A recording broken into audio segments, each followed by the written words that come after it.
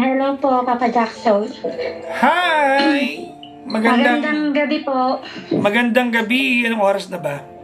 Mag-aalauna na sa... Dito po, 7:30. Asa ka ba ngayon? Nasa Riyadh po. Nasa Riyadh, Saudi Arabia. Okay. Pwede ba patayin mo yung pinapakinggan mong live? Apo, pinatay ko na po. Hindi hihinaan, papatayin, ha? Apo. Oo. Sige. Ano pangalan mo? Ano tatawag ko sa'yo? Tawagin niyo lang po akong Len. Ano spelling ng Len mo? Len. Yan. Tama yan. Ha? Kasi ibang Len, nilagyan pa ng H, no? Nalagyan pa ng... Di ba? Kala mo may naitulong yung H, wala naman. Ilang taon na si Len? 43 years old na po. 43. Ikaw, sabi ko kanina, standby ka, tawag ka ng tawag talaga naman, ha? Kasi mamaya, Papa Jack, baka abutin ako ng 8:30, gigisingin ko pa yung anak ni Amo. So, magmamadali tayo ngayon, ganun ba yon? Hindi po. Pinakabahan ako, Papa Jack. Huwag kang kabahan. Pwede ba ilapit mo yung labi mo sa phone, linawan mo yung boses mo? Okay po. Okay na po? Nilunok mo ba yung telepono? Iluwa mo yan, ha? Hindi po. Ay, nakakakaba. Iluwa mo yan, ha? Iluwa mo. Opo. Yan, iluwa. Nakawa na ako, Papa Jack. Tagal ko na pong... Naka-loudspeaker ka ba? Opo. Huwag ka mang loudspeaker. Handheld lang, handheld. Okay na? Okay na. Sige. Ay, naku, Papa Jackson. Gusto ko lang po sanang manghingi ng advice about sa mister ko. Gano'n ka nakatagal, by the way, sa Saudi? Bali, mag-11 years na po ako dito. Ang tagal na, ma'am. Kailan ka umuwi? Nung 2023, umuwi ako kasi may nangyari sa anak ko. Tapos nung 24, namatay father ko. Umuwi rin ako. Bali, yearly... Wait lang po. Ang nag-pass away yung father mo, ha? Opo. Yung anak mo, ano nangyari? Yung anak ko kasi, parang hirap ka sabihin, parang nakakaya na po pag ayaw niya po kasi paalam ko ano yung ginawa sa kanya. Okay, hayaan mo na. Kung yun ang pag-uusapan natin, kasi nakakaya rin po.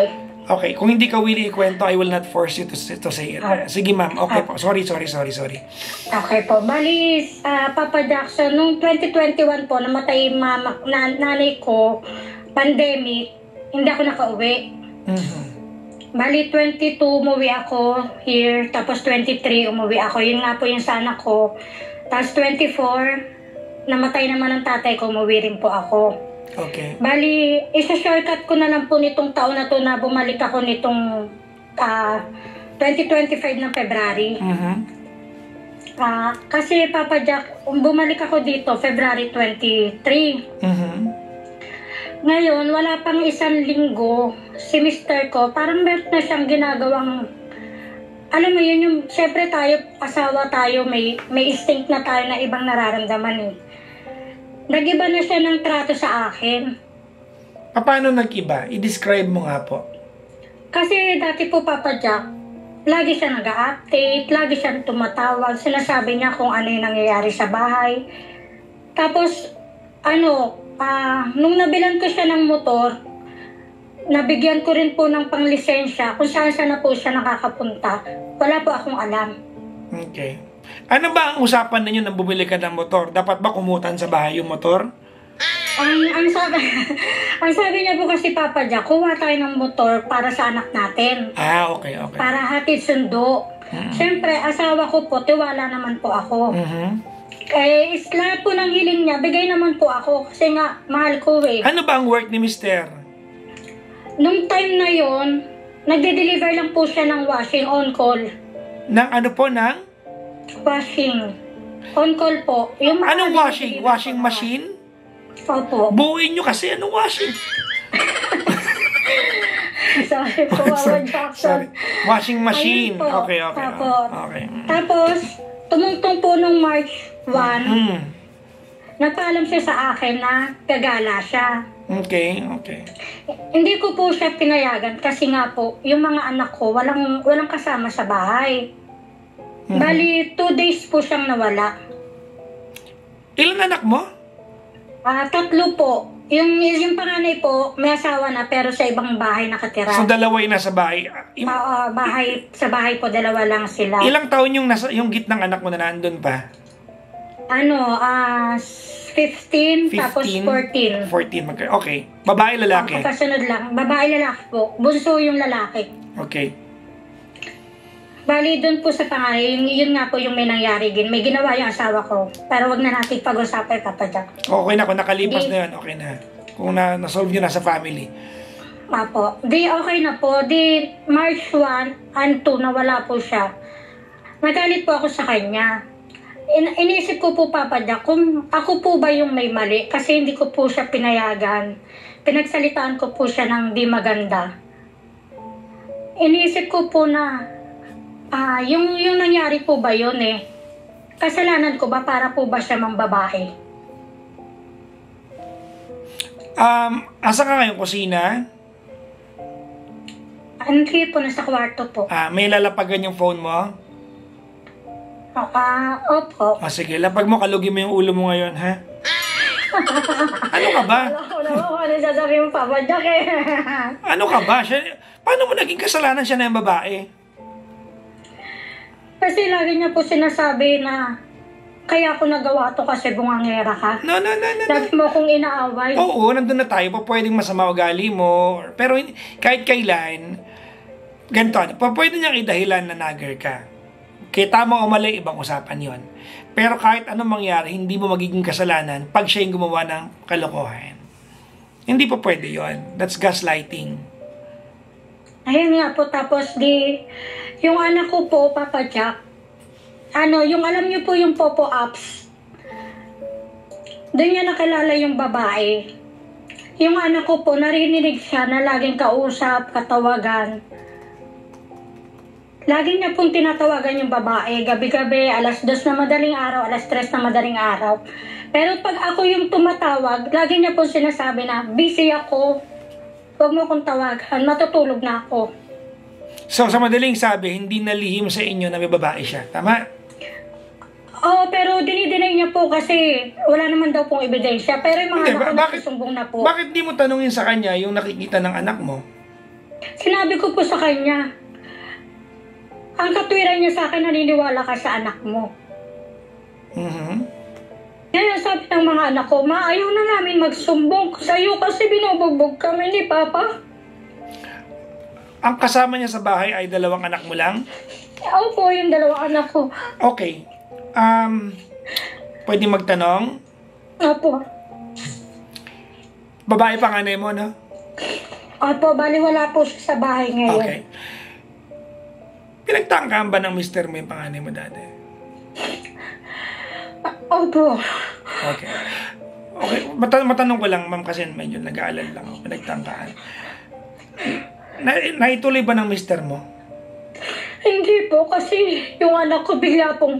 Lumaban? Kasi lumaban. Natutulog daw po siya sa kwarto. Ang akin po, bakit po, sabi ko sa anak ko, bakit hindi mo sa akin kinuwento nung nagbakasyon ako dyan? Bakit pinatagal mo pa ng ilang taon ngayon ka na nagsumbong sa akin? Wait lang, ma'am. Kailangan kong ayusin tong pagtatanong ko. So, hindi na isa katuparan ng mister mo, tama? Hindi po natuloy. Okay. Yung panganay mo at saka yung mister mo, nag-uusap pa ba ngayon bilang magtatay? Hindi na.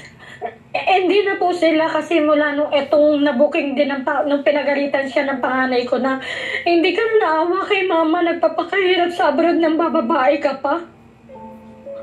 Mula po noon, hindi na sila nag-uusap kasi yung asawa ko, tinuruan pa yung magulang, yung manugang niya na sabi na pag nang babae ka, huwag mo ipaalam sa asawa mo, pagalingan lang magtago.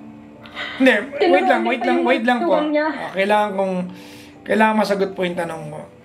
So, sa madaling sabi, yung mister mo, pinagtangkaan yung panganay nyo, hindi lang naituloy. Tama? Opo, hindi po. Okay, ilang beses pinagtangkaan ng mister mo yung panganay mo? Isang beses lang po kasi dalaga pa yung panganay ko noon. Okay. Bali nakapag-asawa na lang siya siguro sa nangyari nga. Parang natakot na mag-stay sa bahay. Okay. Actually, yung concern ko ngayon, hindi sa concern mo eh. Meron kang 15 taong gulang na babaeng anak, siya lang kasama eh. At sabi mo kanina na kumbaga nasasaktan niya yung mga bata. Tama, nagsusumbong. Opo, pag nagsusumbong Sa madaling sabi, Len, if we analyze the situation, nataniman na niya ng puso, nataniman na niya ng takot sa puso yung mga bata. Tama? Opo. Hindi ka ba nag-aalala para sa sa pangalawang anak mo? Ayun nga po, kapag nakakainom siya, natatakot po ako. Tinatanong kita ngayon, hindi ka ba nag-aalala?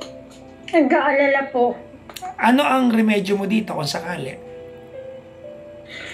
Kasi, hindi ko nga po alam, Papa Jack, kasi nagpakamatay na po ako. So, wait lang po. Ma'am, huwag mo nang ulitin yung term ha, baka maban tayo. So, nag-attempt ka na, tama? Opo. Huwag mong 3 gawin. times na po. Okay, mag-uusap tayo ngayon na masinsinan. Okay? Okay po. Hindi mo na para ulitin yan. Promise? Actually, Papa Jack, kanina lang po inulit ko. Tumalit po ako dito sa building. No. No, I will not entertain. Ganito yan. Hindi ko gusto marinig. Okay?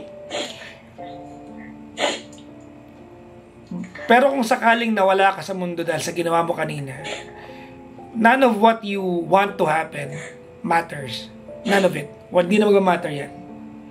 Alam ko, hindi ganun kadali ang buhay, hindi ganun kasimple ang mga solusyon sa problema mo. Pero hindi tayo tutuloy dito hanggat hindi ka nangangako sa akin na hindi mo na i-attempt ulit. Okay po, Papa Jack. Okay? If you cannot do this for your two kids na nasa bahay nyo, you do this for me. Tinawagan mo ako, may tiwala ka sa akin, you give me high regard sa part na to, mangangako ka sa akin, let me save you. Ang kapal na mukha ko, but please, alang-alang na lang sa akin. Will you do it? Opo. Will you promise me not to do it again? Opo, promise po, Papa Jackson. Pag nalulungkot ka, ang isipin mo, solusyon. Kung sobrang lungkot, umiyak. Never hurt yourself. Promise? Promise po. Okay, now, we can proceed. Ganito po kasi, etong June na po, na-booking ng panganay ko yung mga combo nila ng kabit niya. Sinend po sa akin lahat. Tapos yung asawa ko, nagdi-deny pa rin. Bali, Papa Jackson, ang ano ko lang naman po ang gusto ko lang po malaman kung, kasi po ilang beses na po ako sinasabi ng asawa ko na, huwag ka na makipagbalikan sa akin. Huwag mo na akong mahalin. Pero Papa Jackson, ito pong July 11 and 12, doon siya pumupunta sa babae niya sa Bulacan. Taga-ano po sila, alam niyo po yun? May nangyayari na po sa kanila. Sa madaling sabi, Len, maliwanag na iniiwan ka na ng mister mo. Ayun na po, di ba po na mga gagawin ko.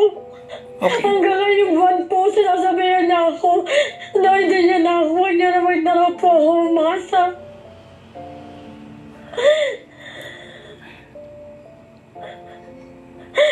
Ilang beses na po siya pumupunta doon sa babae para makipag-sex, Papa Jack. Ang hirap po na dito mo sa Ameron.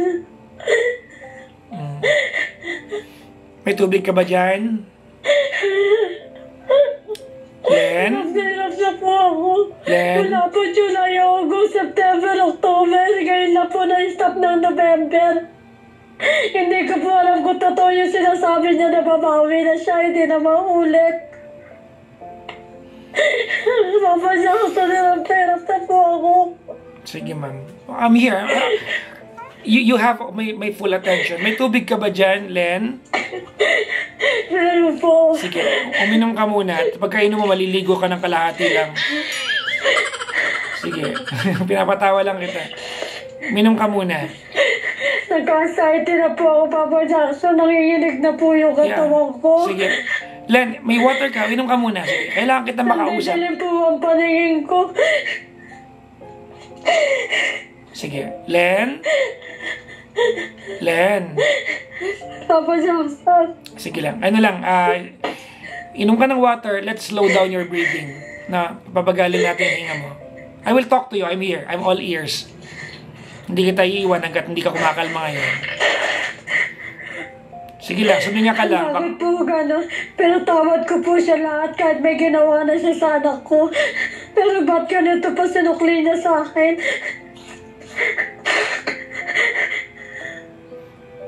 Sige lang.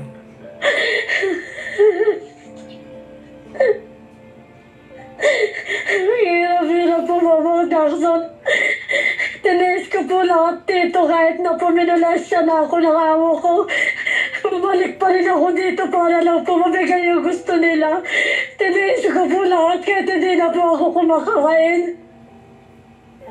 Isang hiling lang po nila sa akin, bili ako ng ganito, ganyan.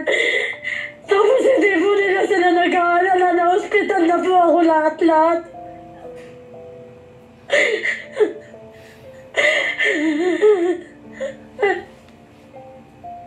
Pati amo ko may ginawan ako ng masama, Papa Jackson. Parang malala sa kanila. Naglakas lang pa rin ako bumalik dito para lang po mapibigay ko yung gusto nila.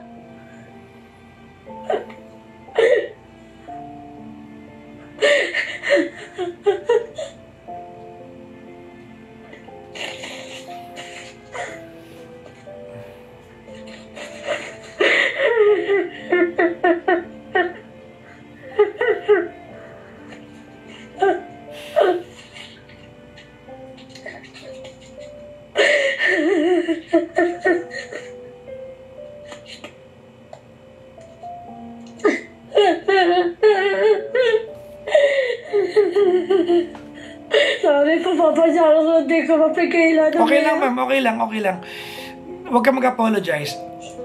Naririnig po namin ang sakit na meron ka. It's okay po.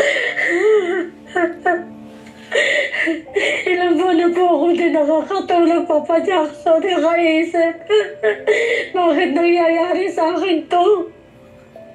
Hindi naman ako masamang ina, hindi naman ako masamang asawa. Alam ko naman po may pagkakamali ako, pero lahat naman po yun. Talaga tinigil ko na rin po lahat.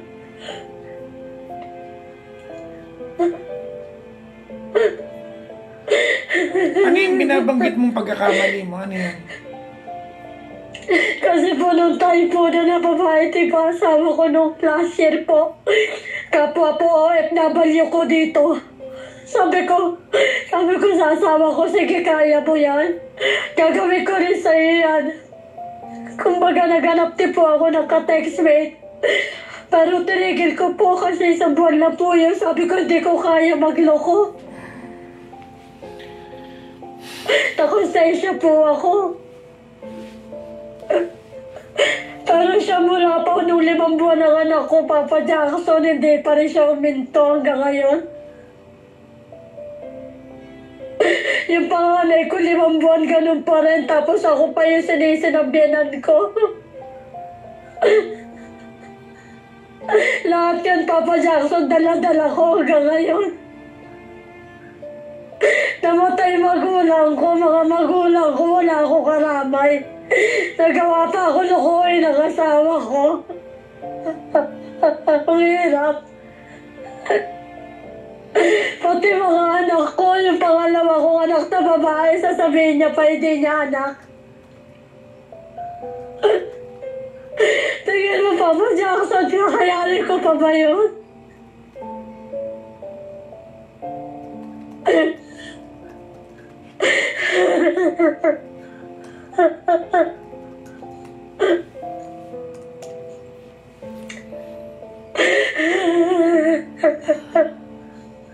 Kalalabas ko nga lang po ng hospital ngayon dahil sa nangyari kanina.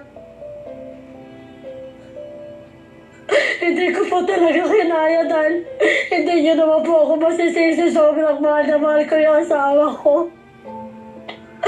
Kaya nag-iisip po ako, dapat ko pa po bang ituloy ito, Papa Jackson? Sobrang ang dami pagpapatawad na binigay ko. Parang inuuto na lang din ako dahil sa padalang pera.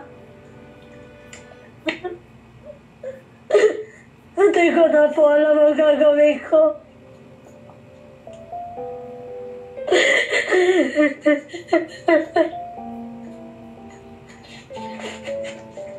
Ang masakit pa po, ilang beses na sila nagsasex na kabit niya, wala akong alam. Sabihin niya sa kabit niya, walay kami kahit hindi pa. Pumupunta siya ng Bulacan, gumagastos ng pera. Pagdating sa anak ko, walang pa ipakain. Wala na raw siya pera. Tapos pagdating doon sa babae, kahit anong hirap niya, pumupunta pa rin siya sa Bulacan mula Cavite hanggang Bulacan.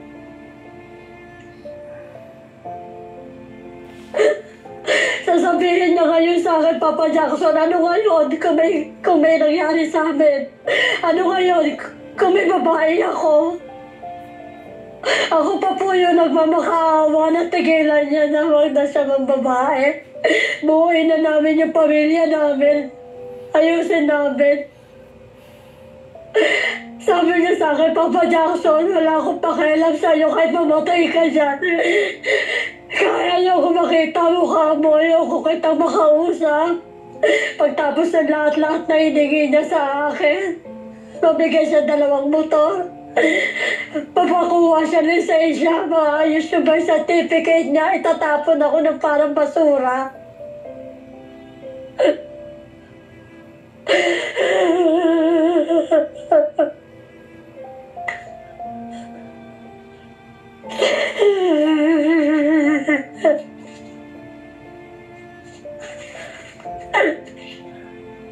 Sobrang sakit po.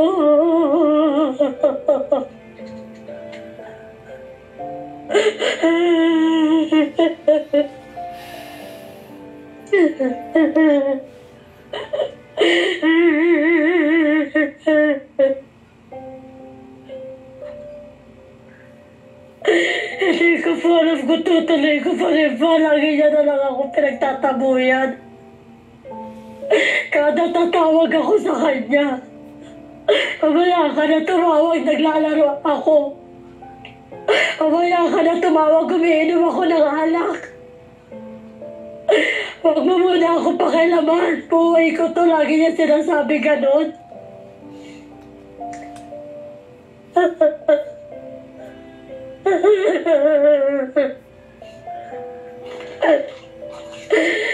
Pinap sa po ako.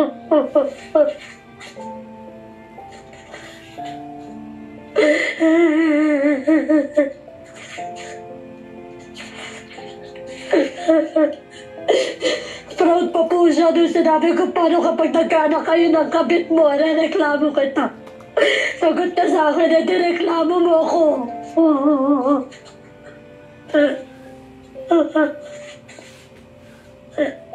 Wala na rin daw siya pakialam kahit sa mga anak ko.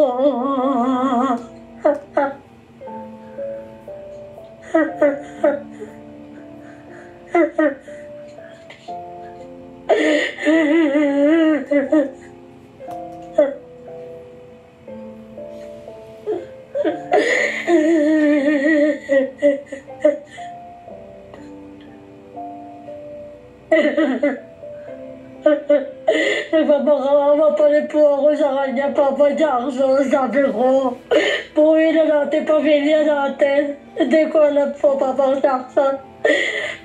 Mga anak ko sinasabihan na pa ako, Mama, ano ba? Ilang beses ka nang inaano ni Papa? Ba't nagmamakaawa ka pa rin?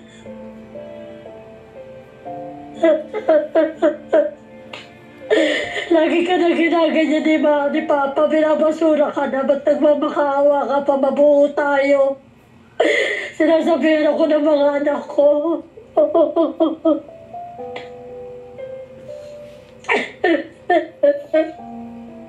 Ang masakit, Papa Jackson, pinabalik na lang ako nitong taon na to. Dito yung palaplanado na lahat.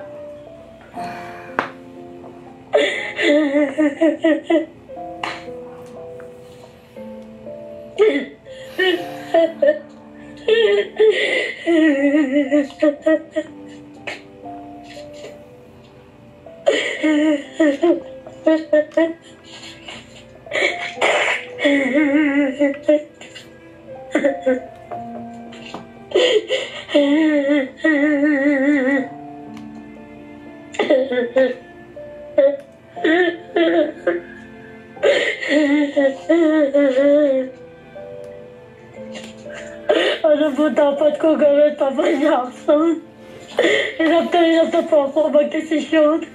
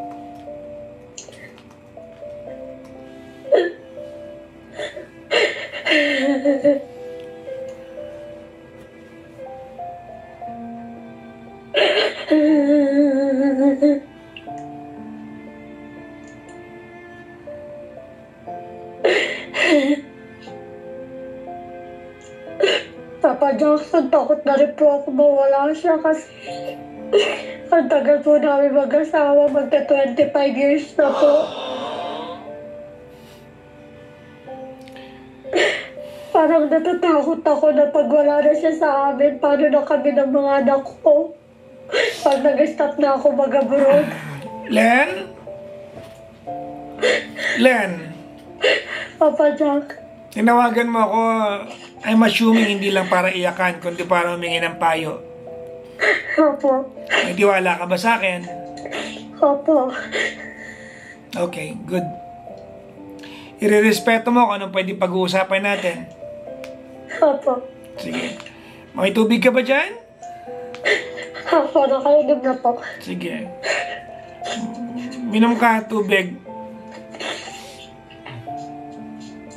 Suminga ka muna ha, baka masinghot mo ako. Kanina, malapit mo na ako masinghot. Pinapatawa lang kita.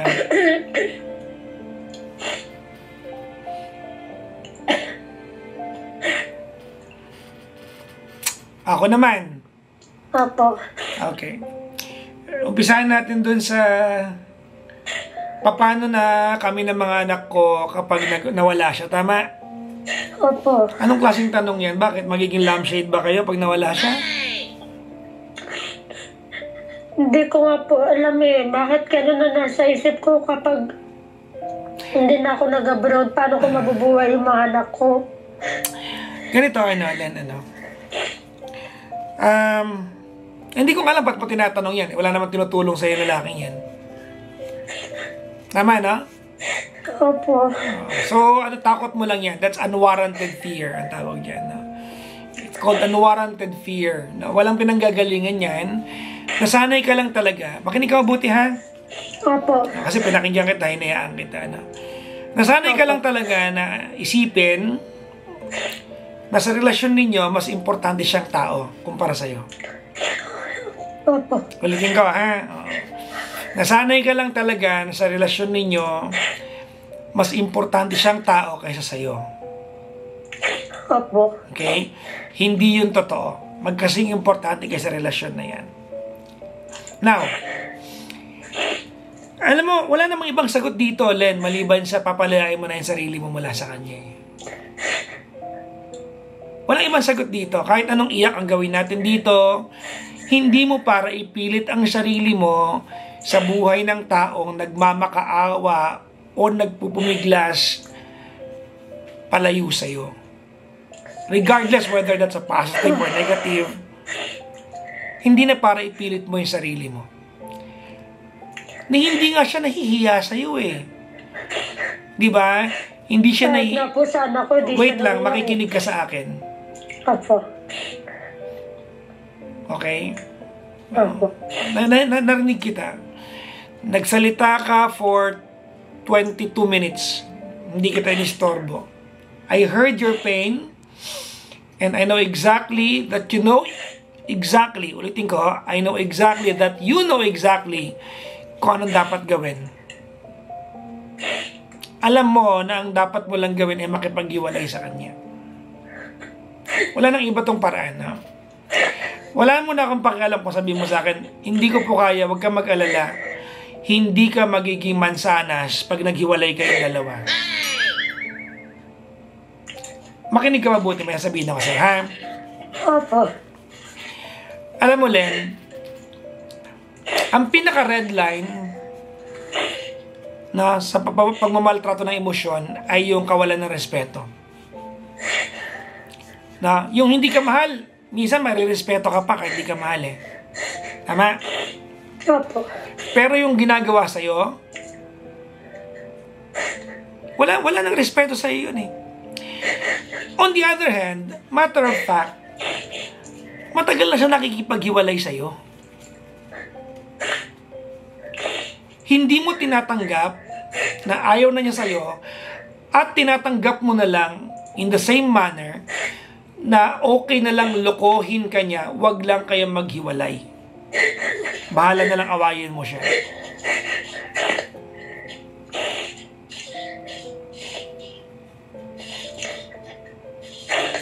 Well, hindi mo naman kailangan maging matalino para malaman ang sagot dito. Pero, alam kong hindi madali. Now, kumalma ka, kailangan marinig mo ko na maayos. Opo. Alam mo, Len, nun palang pinagtangkaan niya yung panganay mo, dapat nakipaghiwalay ka na.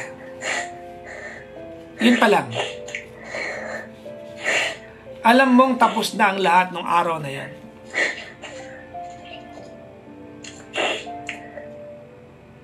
Nagtataka ka ba na nambababae siya? Anak mo kang sarili, nagawa niyang pagtangkaan eh. Alam mo, habang umiiyak ka ngayon, hindi ko iniintindi yung sakit mo. Ang iniintindi ko, yung panganib na meron yung pangalawang anak mong babae. Malaki ka na. Oo. 43 ka na, kaya mo na ipaliwanag sa sarili mo kung ano ang sakit. No, pwede ka mag-hysterical, pwede ka magmarakulyo, pwede ka mag-tantrum, gusto maglulupasay ka dyan. But it does not change the fact na yung pangalawang anak mong babae is in danger habang kayo ng mister mo. Kung hindi mo kayang gawin to para sa sarili mo kahit binabastos ka na niya, aantayin mo pa ba na may mangyari pa sa pangalawang anak mo? Hindi madali itong desisyon na to, Len, dahil malayo ka. Pero kaya mong i-save. Kung hindi mo kayang i-save yung sarili mo at pinapayagan mo lokohin ka ng laking to, i-save mo yung anak mo. Nagtataka ako sa'yo, nag-hysterical ka sa akin, puro damdamin mo, iniisip mo yung anak mong isa, yung 15 years old. Hindi ko narinig sa'yo. Hindi ko marinig sa'yo. Anong meron? Alam ko mahal mo siya. But at some point, Len, yung delikadesa ng pakikisama, asan na?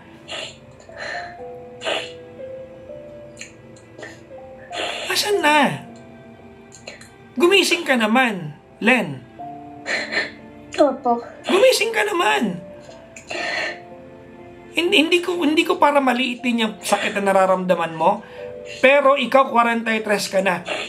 Dumaan ka na sa lahat ng aspeto ng buhay. Yung 15 anyos mong anak, nag-uumpisa pa lang ang buhay. Pag may nangyari dyan, at alam mong pwedeng mangyari yan, sino masisisi natin?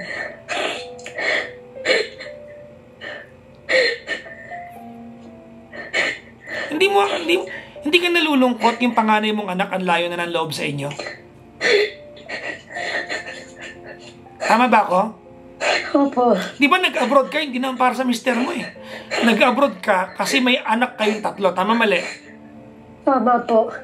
Kung yung mister mo lang, anong pakialam mo sa kanya? Di magutom kayo magkasama. Pero nag-abroad ka kasi may tatlo kayong anak. In the process, kung yung mister mo nangati at di kayang irespeto yung sakripisyo mo, palayain mo yung sarili mo sa kanya. Pero tandaan mo, may babae kang anak, yung gitna, yung 15 anyos. Araw-araw kasama niya yan. Asan na magulang mo, Len?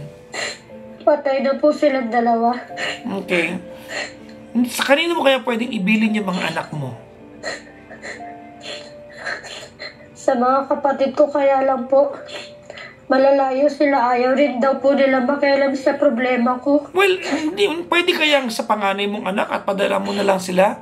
Wala akong pakialam, Len, kung gaano kahirap to. You have to save your children. Hindi ko muna Sabi ko na po sa panganay ko yan eh. No, ganito, Len, Hindi ko kayang hanapin yung remedyo sa problema mo ngayon. Ikaw makakaisip niyan, hindi ako. Pero I think you have the wrong priority na inuuna mo yung nararamdaman mo. Yung nararamdaman mo, importante yan, of course. Tama? Importante yan. Opo. Damdamin yan eh. Di ba? Opo. Pero gusto kong unahin yung anak mo. Pag na-save natin yung anak mo, Len, tawagan mo ulit kahit mag-iiyak tayo hanggang alas 5 na umaga. Okay ako.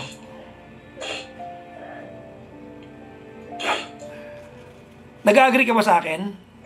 Opo. Okay, now, let's go to your problem. Okay na yon. Kung nag-agree ka, gagawa mo naman ng paraan yan pagkatapos natin mag-usap. Now, Opo. ganito ulit, gusto mo ng lalaki sa buhay na walang respeto Ayoko na sa'yo? po. Hanggat pinapakita mo sa kanya na patay ka sa kanya, na kahit loko-lokohin ka niya, nagmamakaawa ka pa, maniwala ka sa akin, maniwala, lalaki ako, hindi yan ang huling pagkakataon na maloloko ka niyan. Hindi yan ang huling pagkakataon.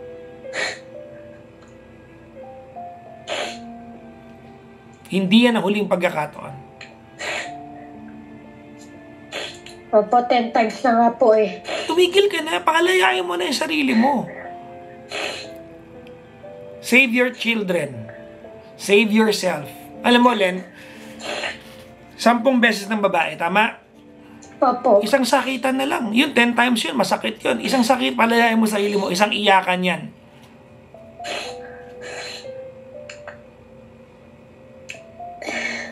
Diba? Ikaw mismo nakaranas kasama mo, di ba? Opo. Hindi ko na para, ako, gusto kong intindihin na kaya mo pagtanggol sarili mo. I will not go to that. Kung gusto mo, i-demandihan mo, may embahada ang Pilipinas dyan. Pero yung anak mo, 15 years old. Iniiyakan mo ikaw, yung anak mo.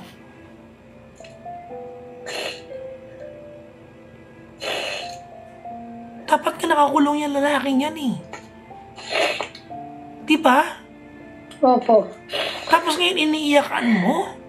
Di ba dapat nasa kulungan yan? Tama, mali? Tama po.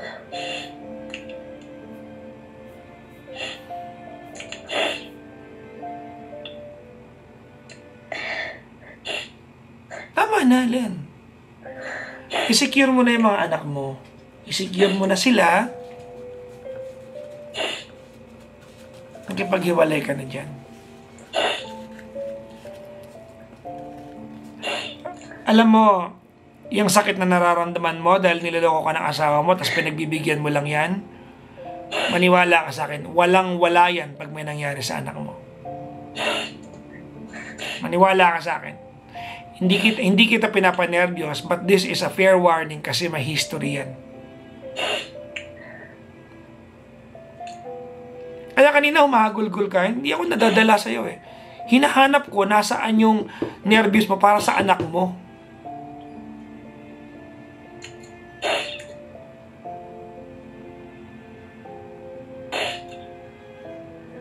Pasensya ka na, alam kong hindi sermon ang inaantay mo mula sa akin. Pero kailangan magising ka. Opo. Nagsasakripisyo ka sa ibang bansa 11 years. Para magbakaawa ka lang sa isang taong hindi ka mahal. In the process, yung anak mo na-jeopardize yung safety.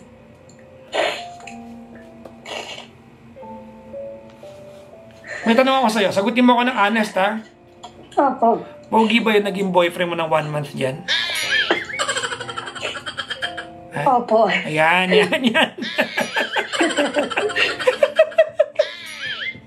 Okay, bakit ko pinasok yon? Bakit ko siningit yon? Alam mo kung bakit ko siningit yon? Bakit po? Kasi, ibig sabihin nun, Len, may kakayahan kang mag-umpisa ulit. Hindi ko sinasabing tama. Hindi yun ang point ko. Okay? Opo. Pero ibig sabihin, kaya mong mag-umpisa ulit. Baka hindi na po, Papa Jack. Well, nasa sayo na yun. Gumawa ka online 1 month eh. Pero yung ibig ko sabihin, hindi imposible. Yun lang ang point ko dito. Hindi imposible. Opo. Pero kailangan palayain mo yung sarili mo. Tandaan mo ha, magkaiba yung pinapalaya mo siya sa pinapalaya mo ang sarili mo. Magkaiba yun. Kahit po kasal kami. Pasensya ka na sa part na yan ha. Ano, magtitiis ka sa impyerno dahil lang kasal kayo? Asan ba yung supot? Teka nga, susupot ko yung... Totoo! Gumising ka, imagine. Tingnan mo, ha? Sige. Ito, si sermon na kita rito. Makinig ka mabuti, ha? Opo. Kanina, tumalong ka dyan. Tama? Opo. Eh, kung natuluyan ka kanina. Hindi ka nag-iisip, hindi mo ginagamit utak mo. Anong mangyayari sa dalawang anak mo? Hindi ka nahiya sa kanila? Ha? Galim na po kasi paningin ko. Kahit alam mo, nanay ka. Kahit masakit, nanay ka. Tumigil ka, may sinasabi ako. Hindi mo kailangan ng lambing mula sa akin. Nandito ka para gisingin kita. Nangyari na yung kanina, pero hindi mo na uulitin yan. Naintindihan mo ako? Opo. Sagutin mo nga ako. Kung natuloy ka kanina, ano mangyayari sa anak mo? Hindi ko po alam. Kanino sila maiiwan? Sa walang kwentang tatay? Ha?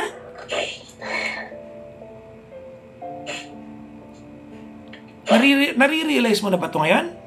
Opo. Good! Huwag mo nang ulitin yan, ha? Opo. Promise? Promise po. Nag-promise ka sa akin ngayon, pupuntahan ka na dyan sa Saudi. Naku, talaga. Promise po, Papa Jack. Tigilan mo yan. Kaya kanina iyak ka ng iyak. Naiirita ako sa'yo.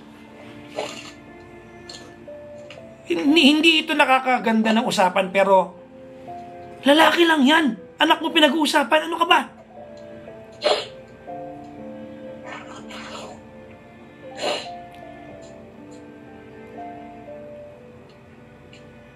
Anak mo pinag-uusapan, the welfare of your children is at stake.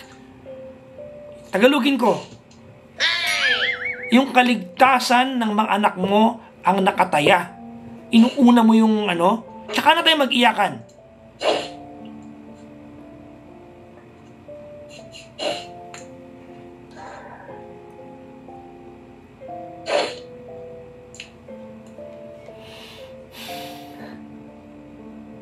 Naintindihan mo ako? Opo. Ako talaga ikaw. Mag-promise ka sa akin. Promise po, di na po mauulit. Promise? Opo. Huwag mo ako di-disappoint, ha? Opo, promise po. Sige. Ikaw lang po talaga kailangan ko marinig, Papa Jackson. Salamat naman kung yan ang nararamdaman mo. Salamat if I am able to save you. Pero you can save yourself nang hindi ako kinakailangan. Nandiyan ka dahil may tinataguyod kang mga anak. Kung lulukuhin ka ng lalaki, hayaan mo siya. Hayaan mo ibang babae ang maging sakit. Di ba? Sumakit ang ulo sa kanya.